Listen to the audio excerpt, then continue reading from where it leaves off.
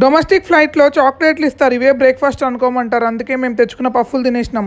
మనం ఎప్పుడు ఈ గేట్ లోంచి పోతామో లోపలికి. ఫ్లైట్ ఎక్కగానే జ్యూసా డ్రింకా అంటే నేను కోలా తీసుకున్నా. ఇంకో గంటకి ఫుడ్ తెచ్చారు. మా ఆయనేమో నాన్ వెజ్, నేనేమో మీకు చూపిద్దామని వెజ్ తీసుకున్నా. ఇప్పటికి ఫ్లైట్ 6 సార్లు ఎక్కినా, ఎప్పుడు రొయ్యలు పెట్టలేదు. నాకేమో తిరంగా వేసి ఇచ్చాడు. మా ఆయన బాక్స్ లో 3 రొయ్యలు ఉండే. నేను ఆ రొయ్యలు ఎవరు తిన్నారని ఏడుస్తుంటే మా ఆయన ఒకటి త్యాగం చేశారు. ఇంకా టేస్ట్ అంటారా, జర్మనీలో బయట ఫుడ్ తినేటప్పుడు కొన్ని మర్చిపోవాలి, కారం మసాలాలు. ఇది జామ్ కాదండో, మామిడికాయ ఊరగాయ. మా వెనక 3 జర్మన్స్ కి మీల్ బాక్స్ ఫుల్ స్పైసీగా ఉందంట. మా ఆయన వాళ్ళని పికిల్ బాక్స్ ఓపెన్ కూడా చేయొద్దని చెప్పాడు. ఆ బ్రెడ్ ని పచ్చడితో తింటే భలే ఉంది.